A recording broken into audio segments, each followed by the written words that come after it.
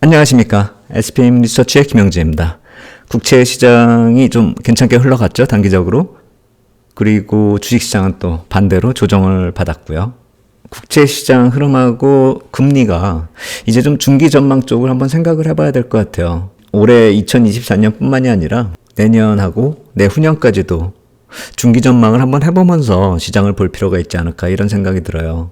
특히나 파월 의장이 의회 증언도 할 테고 또 3월에 FOMC 회의도 열리고 그리고 최근에 나타나는 얘기들을 보면은 중기 전망도 가능할 수 있지 않을까 이런 생각도 들거든요. 그래서 국채하고 금리 중기 전망 가능해지면서 중기 투자 전략도 생각해 볼 때가 됐다 이런 생각이 듭니다. 오늘은 국채하고 금리 이 중기 전망 한번 생각을 해보면서 이걸 포인트로 한번 말씀을 드리도록 하겠습니다. 제가 이번 주에 말씀을 드리려고 했었던 게 리스크 요인 중에서 그동안에 잘 다루지 않았었던 웰스 이니퀄리티 이거하고 금리 관련해서는 QT, 듀레이션, 페더럴 펀드 레이트 이쪽을 또 추가적으로 말씀을 드린다 이렇게 말씀을 드렸는데 웰스 이니퀄리티는 시황하고는 약간 좀 거리가 있기 때문에 주말 정도께 말씀을 드리도록 하겠고요. 오늘은 금리하고 관련된 내용들, 중기 전망이 가능해진다 이 얘기를 통해 가지고 중기 관점에서 한번 말씀을 드리고 또 이번 주에 GS CPI 관련된 그런 지표들 그리고 또 리포트들을 보면서 커머디티 시장도 한번 점검을 해보도록 하겠습니다. 그래서 오늘은 금리 중기 전망 그리고 또 하나는 이제 커머디티 시장 쪽 얘기하고 주말에는 웰스 이니퀄리티 이쪽을 말씀을 드리는 그런 순서로 하면 될 것 같다 이런 생각이 들어요. 그리고 이쪽 제가 말씀을 드리면서 크리스토퍼 월러 이사가 페드 보유국채 듀레이션 축소 작업 그것에 대해서 좀 긍정적으로 생각해보자 이렇게 말씀을 드렸는데 그 작업은 그렇게 빨리 이루어질 수가 없잖아요. 몇 달이 아니라 몇 년에 걸친 작업이다 이렇게 봐야 될 텐데 최소한 1, 2년 정도 지나면은 그러니까 오늘 말씀을 드릴 한 2025, 2026 이쪽을 지나면서부터는 그때부터는 통화정책 대응이 상당히 좀 빨라질 수도 있다 이런 생각이 들어요. 단순히 금리뿐만이 아니라 통화정책을 좀 다양하게 시장에 대응할 수 있는 그런 모습이 나타날 수 있지 않을까 이런 생각이 들기 때문에 좀 우리가 자세히 봐야 되지 않을까 이런 생각이 들어요. 올해 같은 경우는 그 과정이 이제 시작되는 그런 상황이기 때문에 정책 도구가 금리 쪽이 좀 주된 그런 모습이 될 수밖에 없고 그래서 정책 도구가 제한적이다라고 하는 그런 상황 속에서 굳이 올해 빠르게 대응할 이유는 없다 이런 생각이 들어요. 그리고 제가 항상 말씀을 드리지만 3월 달에는 페드뿐만이 아니라 BOJ나 ECB하고도 좀 보조를 맞춰야 될 그런 상황이고 그것이 4월까지도 이어진다라고 보거든요.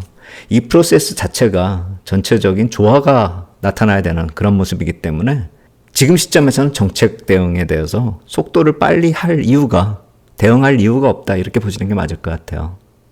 그래서 그 관점에서 좀 보시면 될 것 같고 먼저 금리를 좀 보겠습니다. 미국 10년물 국채 금리 보면 4.3% 넘기도 했었고 뭐 그런 모습. 근데 4.1까지 좀 내려오는 그런 상황이죠. 이 정도만 흘러오면 이제 안도의 한숨 쉴 수 있죠.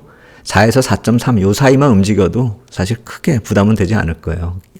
여기선 또 트레이딩이 과연 가능할까? 이런 생각들도 하실 텐데 10년물 일드 기준 0.2%를 가지고 또 트레이딩 하려면 그렇게 쉬운 일은 아니라고 생각이 되고요. 보유자들 같은 경우는 이제 좀 추가적으로 내려올 때 이익 실현을 하면서 좀 물량 조절해 볼 만한 그런 상황이 아닐까. 그리고 물량 없는 분들 같은 경우가 이제 4.3에서 4.5 정도 사이에서 기회를 보시는 게 맞는 게 아닌가 이런 생각이 됩니다. 그래서 국채 같은 경우는 기대 수익을 크게 올릴 수는 없다라는 생각이 들거든요. 그래서 국채 시장은 포트 비중을 조절하는 그 정도로 올해 시장 볼 필요가 있지 않을까 이런 생각이 들거든요. 그 얘기는 뒤쪽에서 또 자세히 말씀을 드리도록 하겠습니다. 그리고 주식시장 쪽 얘기, 반도체 쪽이 가장 중요하죠.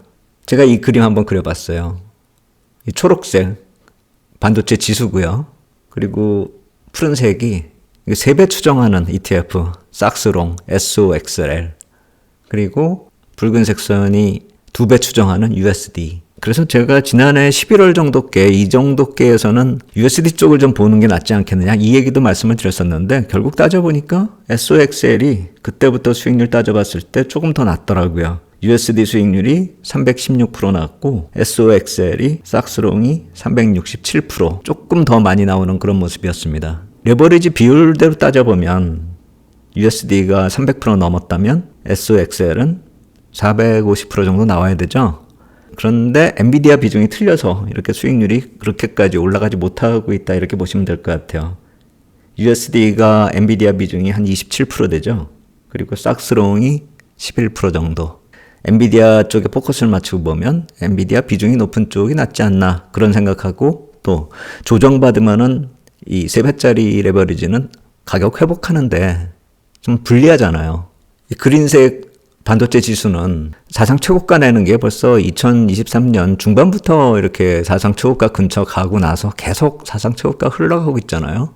근데 3배짜리는 이 낙폭이 한번 생긴 다음부터 회복하는 게 그렇게 쉽지가 않아요. 3배짜리면 10% 하락한 다음에 다시 올라오려면, 원위치 되려면 30%도 넘게 상승해야 돼요. 거의 한 40% 상승해야 되죠. 그런 게 반복이 되면 자꾸 수익률이 차이가 나는 거죠. 돈이 아주 많으면 이렇게 레버리지 사용할 이유가 없죠. 그냥 정배수 투자하면은 속 편한데, 정배수로 만족 못하는 그런 상황들이 많기 때문에 레버리지를 이용하는 것이죠. 그런데 3배짜리는 이렇게 조정이 나타나고 상승이 반복이 됐을 경우에 좀 불리한 면이 많다. 이 점도 좀 생각을 하셔야 될 것 같아요. 엔비디아 쪽으로 익스포저 얼마냐, 이것도 투자자 성향에 따라 틀린 것이고, 조정과 상승이 반복됐을 때 나타나는 그런 리스크도 투자자 성향마다 선택, 종목의 그러한 레버리지 비율의 선택 역시 마찬가지로 투자자들의 선택이다 이렇게 보셔야 될 것 같아요. 저 같은 경우는 작년에도 그랬지만 앞으로도 한 2배 정도로 만족하는 게 낫지 않을까. 엔비디아 익스포저 높은 걸 선택한다 이거보다도 혹시 나타날 수 있는 조정 때문에 그렇게 생각한다 이렇게 보시면 될 것 같아요. 특히나 한번 조정 또 나타났고 향후에 이 3, 4월 이어지는 이 상황에서 조정이 종종 나타날 수 있다라고 생각이 되거든요. 하나의 큰 모멘텀이 작용되는 그 시기지만 스트레이트로 올라갈 수 있는 그런 상황보다는 등락을 거치는 시기다 이렇게 생각이 들어요. 특히나 글로벌 중앙은행들이 통화정책회의가 서로 맞물리는 이 시기잖아요. 그래서 등락이 좀 나타날 수 있다라고 생각이 들고, 재무부 자금조달 계획이 4월 말에 나오죠. 큰 흐름 자체가 3, 4월에 좀 이렇게 방향을 잡는 그런 상황이기 때문에 등락이 나타난다라고 하면은 이 레버리지 비율이 클수록 좀 불리할 수가 있죠. 이건 투자자 성향에 따른 그런 문제인데, 저 같은 경우는 2배 정도만 만족한다 이렇게 말씀을 드리겠고, 중요한 건 주식시장이 그동안에도 몇 번씩 조정을 거치면서 좀 꺾이는 듯 하다가도 다시 올라오고 그런 모습이 반복됐는데, 이번 조정도 또 어떻게 진행이 되는지 이거 보시면서 조정 대응을 좀 할 필요 있지 않을까 이런 생각이 듭니다. 그리고 금리 말씀드렸고 반도체 말씀드렸는데 빼어넣으면 안 될 게 또 중요한 게 하나 있죠. N입니다. 제가 N이 한번 이렇게 모습 보이고 바닥 만드는 과정 지켜보자 이렇게 말씀을 드렸는데, 이 정도의 모습이면 바닥 만드는 모습으로 천천히 진행되고 있는 그런 모습이다 이렇게 볼 수가 있겠죠. 중요하게 보는 포인트, 금리, 반도체, N 이쪽을 좀 주목하자, 포인트다 이렇게 말씀을 드리고요. 일정상으로 놓고 봤을 때 제가 3월에 변화가 시작이 되고 4월 가면서 가속 가능성이 있다 이렇게 말씀을 드렸는데, 여기 3월 일정들을 좀 제가 이제 추가를 시킬게요. 보시면 국채 입찰이 12, 13, 14, 또 19일, 21일, 2년물, 5년물, 7년물이 25, 6, 7. 그래서 부담스러운 부분은 항상 그렇듯이 10년물 13일, 그리고 20년물 19, 5년물 26. 이 정도가 좀 부담스럽다 이렇게 생각하시면 되겠고, 파월 의장이 의회 나가서 말씀하시는 게 6일, 7일, 그리고 8일 블랙아웃 기간 바로 전날 윌리엄스 총재 발언이 또 있습니다. 그렇다면 6, 7, 8 이때도 금리는 또 답답하게 흘러갈 수 있고, 블랙아웃 기간 들어서면은 제가 봤을 때는 이때는 큰 기대하기가 힘들 거다 이런 생각이 들어요. FOMC 회의 같은 그런 종류의 이벤트를 앞두고 국채금리가 강세를 빠르게 진행될 것이다 이렇게 생각하는 건 좀 무리가 있죠. 눈치를 볼 수밖에 없는 상황도 인정을 해야죠. 페드가 추가적인 금리 인상을 안 하는 것은 유통금리가 어느 정도 레벨을 지켜줄 때죠.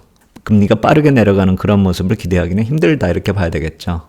국채시장 그 정도로 보시면 될 것 같아요. 이런 일정 속에서 움직이고 있기 때문에 FOMC 회의가 열리는 20일, 그리고 3월물 국채 발행 일정이 마무리되는 27일, 이때까지는 어느 레인지 안에서 움직인다 이 정도로 보시면 될 것 같아요. 본격적인 변화는 4월 이 블랙아웃 기간 지나면서 또 추가적으로 가속이 붙는다 이렇게 보시면 될 것 같고요. 그래서 정리하면은 3월까지 가는 이 프로세스, 이 ECB와 BOJ, 페드가 통화정책을 조율하는 그런 과정상에 있다라는 게 키포인트다 이렇게 말씀드리겠고, QT 같은 경우는 slow for longer, running smoothly 이쪽을 기초적으로 생각을 하면 되겠다. QT 쪽에 대해서 뭐 중단하거나 축소하거나 이런 쪽에 너무 큰 기대를 할 상황은 아니다.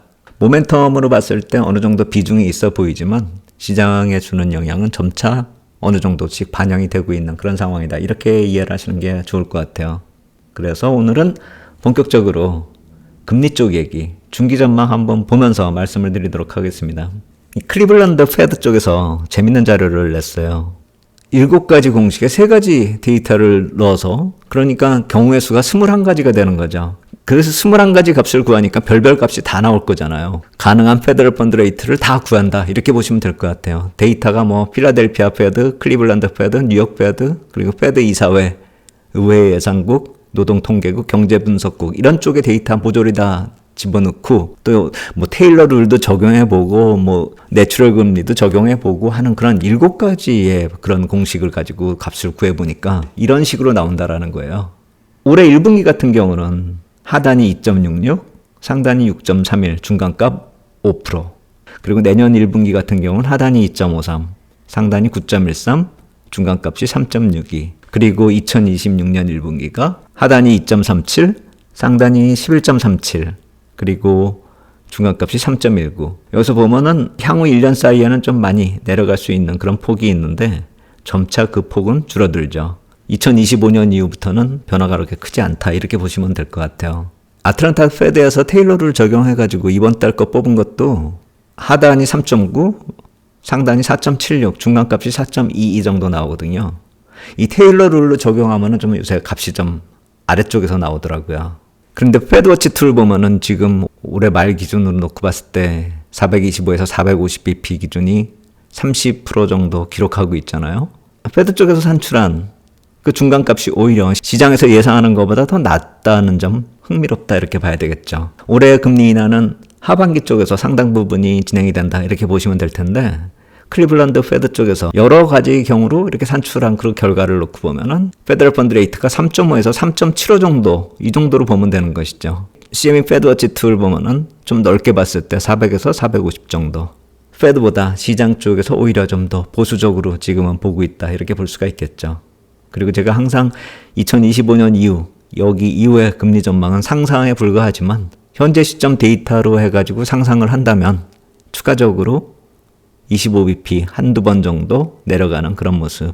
2025년 이후에 금리 인하가 설사 나타난다라고 하더라도 그게 큰 폭으로 보기는 좀 힘들다 이렇게 봐야 될 것 같아요. 지난 12월 FMC 점도표 보면 올해 말이 4.6, 2025년이 3.6, 2026년이 2.9, 뭐 이 정도 나왔거든요. 그렇게 놓고 봤을 때 과연 이러한 이제 수치를 뽑고 있다라는 것을 어떤 식으로 우리가 해석해야 되냐면 페드 내부적으로 이런 수치가 나온다라고 했을 때 3월에 FOMC 점도표가 약간 좀 더 하향될 수 있지 않을까라는 기대감은 가질 수가 있겠죠.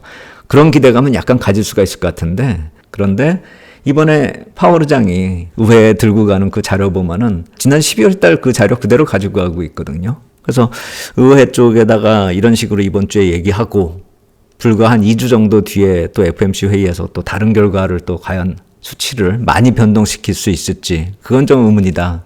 가능성이 적지 않은가 이런 생각이 들어요. 이쪽에서 보면은 올해 말이 4.6% 그리고 아까 보면은 여기는 3.6% 이 정도 나오잖아요.